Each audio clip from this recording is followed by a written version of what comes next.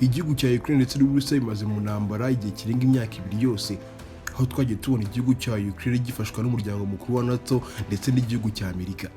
Gusa muri intambara twije tubonaho igihugu cy'Uburusiya cyagiye gifashwa n'ibihugu byinshi bigiye bitandukanye mu buryo bweruye, nubwo ibitangazamakuru bigiye bikomakomeye ku isi bikora icukumbura ku ntambara byagiye bitangaza yuko igihugu cy'Ubushinwa ndetse na Korea y'Amajyaruguru bijye bifasha Uburusiya gusa mu buryo buteruye bwihishe.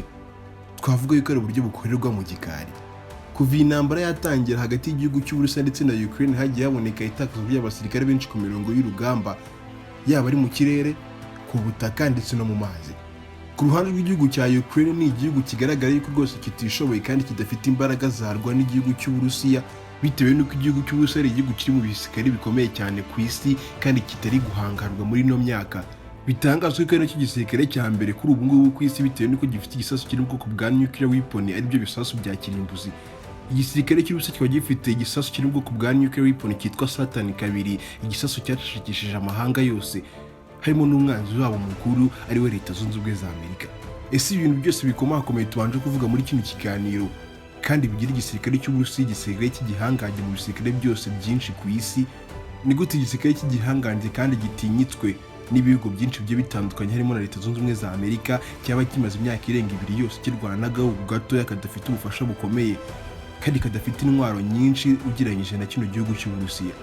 Ako gahugu nta kandi niko Ukraine. Bamwe uzuba bavuga ngo uhagarikiwe n'ingwaravoma bitewe n'uko igihugu cya Ukraine gifite umufasha wacyo ukomeye ari we Leta Zunze Ubumwe za Amerika, bitewe n'uko ubufasha bwose bukenerwa muri ino ntambara igihugu cy'Uburusiya kirimo kirarwana na Ukraine bwose buturuka mu gihugu cya Leta Zunze Ubumwe za Amerika, kandi byose bikagendana n'ibindi bikoresho byose by'intambara, yaba ari indege z'indwanyi, ibifaru ndetse n'ibindi bimashini byose bikoreshwa ku mirongo y'urugamba mu kugira ngo igihugu cya Ukraine kibikoresha kirwanya umwanzi ukomeye w'igihugu cya Leta Zunze Ubumwe za Amerika ari we Burusiya. Kuri uyu munsi ntabwo turagaruka ku bufasha igihugu cya Amerika gikunda guha igihugu cya Ukraine mu kugira ngo kirwane ino ntambara, ahubwo tugiye kureba igereranya hagati y'igihugu cy'Uburusiya ndetse n'igihugu cya Ukraine mu buryo bwose bw'ibisasu, ibitwaro bya kirimbuzi, indege z'indwanyi, amato y'indwanyi ndetse n'ibindi bikoresho byose byakoreshwa mu ntambara mu kuba byafasha buri gihugu kimwe kimwe muri bino kuba cyatsinda umwanzi wacyo. Hangaha tugiye kuvuga ku mibare y'ibisasu bya kirimbuzi, indege, ibikoresho byose byakoreshwa mu ntambara, yaba ari ingano y'ibyo bisasu cyangwa se ibyo bikoresho byose bikoreshwa mu ntambara, kandi tutibagiwe n'ubwo bwoko bw'ibyo bisasu cyangwa se ibyo bikoresho byose bikoreshwa na bino bihugu. Mbashe kugushimira ko iki kiganiro cy'umunsi cyo ku muyoboro wa Ozone TV uca kuri YouTube. Habaye ubwa mbere ugeze ku muyoboro wa YouTube, nagusaba kwiyandikisha kugira ngo ujye ubasha kureba amakuru yose agezweho n'ibiganiro bicukumbuye bica kuri iyi channel. Muhaye ikaze mu isi y'ibintu n'ibitwaro bya kirimbuzi n'iminwa yose y'imbunda ipfunukamo ibiturika kandi birimbura hagati y'igihugu cya Ukraine n'igisirikare cy'Uburusiya.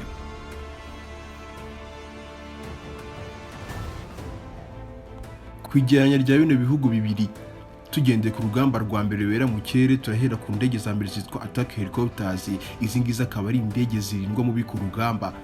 Izi ndege za attack helicopters akaba ari ubwoko bwa kajugujugu bw'indege z'indwanyi za gisirikare, gusubiza tumwe wese ku rugamba bari indoto ziwe mbi cyane bitewe n'uko zino ndege zisuka ibisasu byinshi cyane amasegonda make cyane ku buryo uzitumweho wese atabasha kuzicika uko byagenda kose.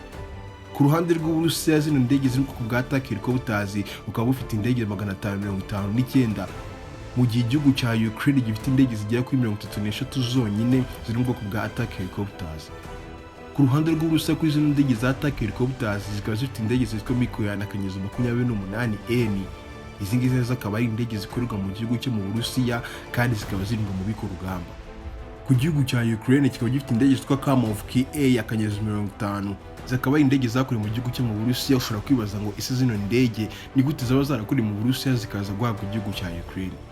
Izi ndege za KA-50 akaba ari indege zagurishijwe ku gihugu cya Ukraine n'igihugu cy'Uburusiya mu mwaka wa 2017, mu gihe bino bihugu bibiri byaba bidafitanye ikibazo habe na gito kigendanye n'intambara. Izi ndege akaba ari urwo rwego zagurishijwemo ku gihugu cya Ukraine. Kugeza muri kano kanya KA-50 akaba ari nizo ndege za attack helicopters zikoreshwa n'igihugu cya Ukraine mu kurwanya abanzi bacyo bose mu gihe cyaba kisanze mu ntambara. Ku cyiciro cya kabiri turasanga indege zitwa helicopters. Zakaba indege ziri mu bwoko bwa kajugujugu gusa zisanzwe nazo zakifashishwa mu rugamba, yaba ari kugemura ibikoresho byose bikenewe n'ingabo ku rugamba cyangwa se ibindi bikorwa byose byakenerwa n'ingabo ku rugamba. Ubwoko bwa kajugujugu nabwo bukaba bwakwifashishwa muri iki gihe cyose. Igisirikare cya Ukraine kiba gifite ubwoko bw'indege bugera ku 130 gusa bwa helicopters zisanzwe, mu gihe igihugu cy'Uburusiya gifite indege zigera ku 1547 zabona ubwoko bwa helicopters. Ku ruhande rw'igisirikare cya Ukraine kuba ufite ubwoko bwitwa Mikoyan akanyezo 8T, ikajya n'ubundi bwoko bwitwa Mikoyan akanyezo 17. Izi ngizi nazo akaba ari indege za helicopters zikoreshwa na kino gihugu cya Ukraine, gusa nazo zakorewe mu gihugu cy'Uburusiya, gusa zikaba zagurishwe ku gihugu cya Ukraine mu gihe bino bihugu bibiri byaba bigifite ubucuti hagati yabwo, nta bibazo by'intambara byari byaza hagati ya bino bihugu bibiri aribwo Uburusiya ndetse na Ukraine. Tugiye ku bwoko bwa gatatu bw'indege, tukiri mu gisata cyo mu kirere cyangwa se cy'urugamba rubera mu kirere, turasanga izitwa transport aircraft. Izi ngizi nazo akaba ari indege zikoreshwa mu bwikorezi bwa gisirikare, yaba ari ukujyana ibikoresho byose bya gisirikare ku rugamba, harimo nk'imiti, ibiribwa kandi n'ibindi bikoresho byose by'ibanze byakenerwa n'abasirikare mu gihe cyose rwaba rwambikanye hagati y'abasirikare ba Ukraine cyangwa se b'Uburusiya n'ikindi gihugu runaka. Kuri ubu bwoko bwa transport aircraft, Ukraine ikaba ifite mu bubiko bwazo indege 24 zonyine, mu gihe ku gisirikare cy'Uburusiya kuri izo ndege za transport aircraft mu bubiko bwazo zitunze indege zigera kuri 453 zose zikoreshwa muri kino gisata cya gisirikare cyo mu kirere, gusa mu kugemura ibikoresho byose byaba bikenewe n'abasirikare babo ku rugamba. Tugiye ku giciro cya kane gusa mu rugamba rubera mu kirere, turagera ku ndege zitwa fighter aircraft. Izi ngizi akaba ari indege rwose ziteye nk'uducazo rw'ikirere ziminisha ibisasu byinshi bimeze nk'imvura kuri buri mwanzi wese waba zitumyeho. Izi ndege za fighter aircraft akaba ari indege za gisirikare z'indwanyi, zirasira guhamya kuri buri gipimo cyose zaba zifashe mu gihe cyose zaba zigiye kucyataka. Kuri ubu bwoko igihugu cya Ukraine nicyo turaheraho, gifite mu bubiko bwazo indege zigera kuri 72 za fighter aircraft gusa, mu gihe igisirikare cy'Uburusiya mu bubiko bwazo gifite indege zigera kuri 809 zose ziri mu bwoko bwa fighter aircraft zifashishwa na kino gisirikare umunsi ku munsi mu gihe cyose cyaba kigeze mu ntambara. Duhereye ku ruhande rw'Uburusiya, ukaba ufite indege zitwa Sukhoi akanyezo 27, Sukhoi akanyezo 30, tutibagiwe n'indege yabo ya mbere Sukhoi akanyezo 57. Iyi ngiyi akaba ariyo ndege ya mbere irindwa mu biko rugamba. Uyu ndege kino gisirikare cy'Uburusiya kitumyeho wese, nta kindi kiba gisigaye usibye kwambaza Imana ndetse n'abakurambere b'uwo muntu wese w'umwanzi w'igihugu cy'Uburusiya utumweho ino ndege, kubera ko nta kindi kiba gisigaye usibye kumenyeshwa ibisasu n'iyo ndege ya Sukhoi akanyezo 57, ubundi ikagutaha mu butaka. Tuvuye ku bwoko bw'indege zitwa Sukhoi, tujya ku bundi bwoko bwitwa Mikoyan MiG akanyezo 30 ndetse na Mikoyan MiG akanyezo 35. Izi nazo akaba ari indege zo mu bwoko bwa fighter aircraft, indege z'uduce rwose z'ubwikirere zitunzwe na kino gisirikare cy'Uburusiya, kandi zikagira kino gihugu igihugu gitinyitse rwose ku rugamba rubera mu kirere mu bihugu byinshi byo muri Europe kandi no mu bihugu byose byo mu isi. Ku ruhande rwa Ukraine kuri mu bwoko bwitwa fighter aircraft jet, bukaba butunze indege zitwa F-16 bwahawe n'igihugu cya Leta Zunze Ubumwe za Amerika yifatanyije n'umuryango mukuru wa NATO, mu gihe Leta Zunze Ubumwe za Amerika zasinyaga miliyari $30 y'Amerika agomba kujya gufasha igihugu cya Ukraine ku mirongo y'urugamba mu kurwanya umwanzi wabo aribwo Burusiya. Izi ndege za F-16 zakaba ari indege z'indwanyi rwose zirindwa mu biko rugamba, zikaba zarahawe kino gihugu cya Ukraine bikozwe n'igihugu cya Denmark ndetse na Germany cyangwa se Ubudage. Mu nkunga ikomeye umuryango mukuru wa NATO wari wemereye kino gihugu cya Ukraine mu kuba kugira ngo kizifashishe mu ntambara cy'ikimo kirwana n'igihugu cy'Uburusiya. Izi ndege za F-16 akaba ari zo zonyine ziri mu bwoko bwa fighter aircraft jet kino gihugu cya Ukraine gitunze mu bubiko bwacyo. Izi ndege za F-16 zikaba zikorwa n'uruganda rwitwa Lockheed Martin, rukaba rwifatanyije n'uruganda rwitwa The Dynamic General Corps, akaba ari inganda ebyiri rwose zitunganya zino ndege ziri mu bwoko bwa F-16, gusa zose zikorera mu gihugu cyo muri Amerika. Tugiye ku gisate cy'urugamba rubera mu mazi, hanga turasanga ubwato rutura bunini cyane bwitwa aircraft carriers. Ubu ngubu akaba ari ubwato bukoreshwa mu kugira ngo bwikore indege zose z'intambara zaba zigiye kujya ku rugamba, kandi bukongera bugakoreshwa mu gutwara ibitwaro byose bya kirimbuzi birimo nk'ubwoko bwitwa ballistic missiles mu gihe cyose bwaba bugiye kwataka umwanzi ku rugamba. Aircraft carriers akaba ari ubwato rutura cyane kandi ubwato bwubakwa imyaka myinshi, kandi akaba ari ubwato buhenze cyane kuba buri gihugu cyose cyabwigondera ku isi. Ku ruhande rw'Uburusiya, buno bwato bwa aircraft carriers bukaba bufite ubwato bumwe gusa, mu gihe igihugu cya Ukraine nta bwato na bumwe bwa buno bwoko bufite. Ku mazina ya Admiral Kuznetsov, ubu ngubu akaba aribwo bwato bumwe bwa yacht carriers butunzwe na kino gihugu cy'Uburusiya kandi bwafashe kino gihugu cy'Uburusiya kuva mu myaka ya kera, kubera ko buno bwato bwa Admiral Kuznetsov akaba aribwo bwato bwafashije kino gihugu cy'Uburusiya mu ntambara y'ubutita ubwo intambara y'isi ya kabiri yari irangiye. Kugeza na kano kanya Admiral Koznetsov akaba aribwo bwato kino gihugu cy'Uburusiya gikoresha mu ntambara yacyo byose mu gihe cyaba kigiye kwataka umwanzi, kandi umwanzi ukomeye gusa mu rugamba ruciye mu mazi. Tugiye ku bundi bwoko bw'ibikoresho by'intambara bikoreshwa mu mazi cyangwa se mu rugamba rubera mu mazi, tujya ku cyitwa submarine. Ibi ngibi akaba ari ibyoganyanja bimeze nk'amafi gusa by'ubwato bishobora gukoreshwa byubira mu mazi, ubundi bikakumenyeshaho ibisasu mu gihe cyose utaba urimo urabibona byo byibereye munsi mu ndiba y'inyanja, kandi bikakurasira guhamya. Ubwoko bwa bino byoganyanja by'ubwato bikoreshwa mu rugamba ari byo submarine. Uburusiya bukaba bufite submarine zigera kuri 65 bukoresha mu mirongo y'urugamba yose buri munsi cyangwa se umunsi ku munsi, mu gihe igihugu cya Ukraine ntabwo kuna bumwe bwa buno bwato bufite, yaba ari ku mirongo y'urugamba cyangwa se mu bubiko bwacyo. Kujyanye n'ikitwa Navy Fleet, ubu ngubu akaba ari ubwato bw'intambara bukoreshwa hejuru y'amazi, gusa nabwo bukaba burindwa mu bubiko rugamba. Igihugu cya Ukraine kiba gifite Navy Fleet cyangwa se ubwato bw'intambara bugera ku 104 bwose. Ubwato bwa Navy Fleet nabwo akaba ari ubwato bukoreshwa hejuru y'amazi mu gihe cyose igihugu cyaba kirimo kirarwana n'ikindi gihugu mu rugamba rubereye mu mazi, gusa mu gihe ibyo bihugu bibiri byaba biri kurwana byegeranye.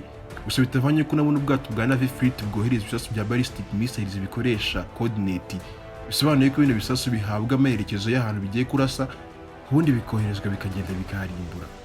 Uruhande rw'igisirikare cy'Uburusiya bukaba bufite Navy Fleet cyangwa se amato y'intambara agera kuri 781 yose. Birumvikana yuko igihugu cy'Uburusiya kiri kurusha igihugu cya Ukraine ku mirongo y'urugamba ibera mu mazi. Twirukanye ku gice cya nyuma ari igice cy'urugamba rubera ku butaka, hangaha turasanga abasirikare bose bakoreshwa na bino bihugu byombi, yaba ari igisirikare cy'Uburusiya ndetse n'igihugu cya Ukraine. Duhereye ku basirikare bakoreshwa na bino bihugu byombi umunsi ku munsi mu bikorwa byose bya gisirikare, igihugu cya Ukraine kiba gifite abasirikare bagera kuri 1,200,000 ba reserve force, cyangwa se abangaba bakaba ari abasirikare baba bararuhukijwe gusa isaha n'isaha bakaba bahamagarwa ku rugamba, bakifashishwa mu kugira ngo barwanire igihugu cyabo cyababyaye aricyo Ukraine. Muri reserve force cyangwa se abasirikare baruhukijwe, igihugu cya Ukraine kiba gifite abasirikare bagera kuri 1,200,000, mu gihe igihugu cy'Uburusiya cyangwa se igisirikare cy'Uburusiya gifite abasirikare bagera kuri 2,000,000 zose z'abasirikare ba reserve force. Ku ruhande rw'Uburusiya nabwo bano basirikare ba reserve force baba baruhukijwe baravuye mu mirongo y'akazi, igihe cyose bakaba bahamagarwa bagasubira mu kazi mu gihe cyose baba bashaka kugira ngo bamenere amaraso yabo igihugu cyabo cyababyaye hari cyo Burusiya. Twirukanse cyane twajya ku basirikare bakiri mu kazi k'umunsi ku munsi hagati y'ibino bihugu bibiri. Igihugu cya Ukraine gitunze abasirikare bagera ku 900,000, mu gihe igihugu cy'Uburusiya gifite abasirikare bagera kuri 1,320,000 bakora umunsi ku munsi ibikorwa byose bya gisirikare by'igihugu cy'Uburusiya. Abasirikare bose kandi bari mu mirongo y'urugamba, akaba arimo abasirikare barwanira ku butaka, mu mazi, tutibagiwe n'abo mu kirere bose. Abangaba bakaba ari abasirikare baherereye muri ino mibare tumaze kuvuga 900,000 by'abasirikare ba Ukraine na 1,320,000 b'abasirikare bakora umunsi ku munsi b'igihugu cy'Uburusiya. Tugeze ku cyitwa towed artillery, izi ngizi akaba ari imashini zikoreshwa ku rugamba mu kurasa ibisasu byinshi gusa mu ntera ya hafi. Igihugu cya Ukraine gifite zino mashini zitwa towed artillery zigera ku 12,000 gusa, mu gihe igihugu cy'Uburusiya gifite towed artillery, izi ngizi akaba ari imashini z'intambara zigera ku 8,356 zabasha gukoresha ku rugamba mu gihe cyose zaba zigiye kurwana n'umwanzi uwo ari we wese waba ushatse kwisukira igihugu cy'Uburusiya. Tugeze ku cyitwa multiple launch system, ibi ngibi akaba ari ibimodoka by'intambara bikoreshwa mu kurasa ibisasu byinshi cyane. Ibisasu kandi bikakoreshwa mu kurasa mu ntera ndende. Si ibyo gusa kandi ibintu bisasu bya multiple launch system bikoreshwa mu kuzimya ibindi bisasu mu gihe byose byaba birashwe, gusa bikabizibiza mu kirere bitarabasha kugera ku butaka ngo bigire ikintu cyose bibasha kurimbura. Multiple launch system Ukraine ikaba ifite ibigera kuri 491 gusa, mu gihe igisirikare cy'Uburusiya gifite ibigera ku 365 byose. Birimo kubwira multiple launch system bikoreshwa ku mirongo y'urugamba mu gufasha abasirikare bose b'igihugu cy'Uburusiya. Twirukanye ku byitwa tanks cyangwa se ibifaru, igihugu cya Ukraine kiba gifite ibifaru bigera ku 777 byonyine, harimo n'ubwoko bwitwa M1 Abrahams. Ibi ngibi akaba ari ibifaru byahawe igihugu cya Ukraine bikozwe na Leta Zunze Ubumwe za Amerika kugira ngo nabyo byifashishwe mu rugamba. Ku bwoko bwa tanks cyangwa se ibifaru, igihugu cy'Uburusiya kiba gifite ibigera ku 14,777 byose byakoreshwa ku rugamba ndetse bikaba bibitse mu bubiko bwabyo. Ibifaru bigera ku 14,777 bibitswe n'Uburusiya, byose akaba ari ibifaru bigezweho kandi bifite ikoranabuhanga ryo muri iyi myaka rigezweho. Tujya kwitwa ballistic missiles, bimwe bakaba ari ibisasu bitura cyane bikoreshwa mu kurasa ahantu kure cyane. Leta y'Uburusiya ikaba itunze ballistic missiles zigera ku 561 zose, mu gihe Ukraine nta ballistic missile n'imwe itunze mu bubiko bwayo. Tugiye ku gice cya nyuma cyitwa nuclear weapons cyangwa se ibisasu bya kirimbuzi. Leta y'Uburusiya ikaba ifite ibisasu bya ku 5580 by'ibisasu bya kirimbuzi. Mu gihe igihugu cya Ukraine nta gisasu na kirimbuzi na kimwe byari byatangazwa yuko ibitse cyangwa se yabashe kuba yakora. Si ibyo gusa kandi ntitwiyibagize yuko mu bisasu bya kirimbuzi mu 5580 bituzwe n'igisirikare cy'Uburusiya harimo igisasu cyitwa Satan 2. Iki akaba ari igisasu bivugwa yuko gikubye inshuro 26 igisasu cyitwa Little Boy Bomb cyarashwe muri Hiroshima ku itariki 6 z'ukwa munani 1945. Tutibagiwe n'igisasu cyitwa Fatman cyarashwe muri Nagasaki muri iyo myaka ubwo intambara kabiri birarangira. Mbasha kushimira ku iki kiganiro cy'uyu munsi cyaca ku mibare Ozone TV. Wowe bakunda kino kiganiro bakanda like ndetse na share kugira ngo n'abandi babashe kubona kino kiganiro wakunze. Ubaye uri mushyashya wakiyandikisha kugira ngo utazajya ucika ibiganiro byacu bicukumbura bica kuri uyu muyoboro mu minsi iri imbere. Si gusa kandi wabaye wakunze ibiganiro bica kuri uyu muyoboro, wabasha gukanda kuri zino video ziri hano hejuru nazo ukabasha kuzireba. Waba uduhaye umusanzu mwinshi kandi n'iby'agaciro kuba tubafite. Tubahorane. Nongeye kubashimira ibiganiro byacu nakagaruka kuri uyu muyoboro wa YouTube.